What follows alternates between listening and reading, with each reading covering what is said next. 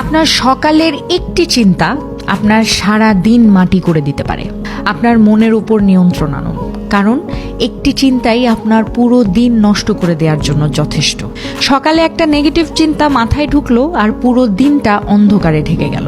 একটা ভয়, একটা দুশ্চিন্তা, একটা খারাপ স্মৃতি, এগুলো শুধু মনেই থাকে না, আমাদের কাজে, সম্পর্কে, সিদ্ধান্তেও প্রভাব ফেলে। কিন্তু এই সব কিছুর বাইরে খেয়াল করবেন, শক্তি আপনার হাতেই আছে। প্রকৃতি আপনাকে সেই শক্তি দিয়েছে যে আপনি ঠিক করতে পারেন কোন চিন্তাকে আপনি জায়গা দেবেন আর কোনটাকে দূরে সরিয়ে দেবেন।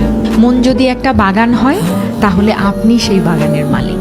বাগানে আগাছা বাড়তে দেবেন নাকি সেই বাগানে বিভিন্ন ধরনের ফুল ফোটাবেন, এটা আপনার সিদ্ধান্ত বা আপনার হাতেই। তাই প্রতিদিন সকালে নিয়ম করে উঠে সিদ্ধান্ত নিন যে আজ কোন চিন্তাকে শক্তি দেবেন।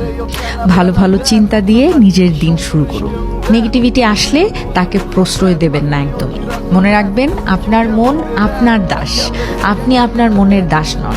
তাই নিয়ন্ত্রণটা যেহেতু আপনার হাতেই, তাই সবসময় পজিটিভ থেকে নিজের কাজে এগিয়ে যান।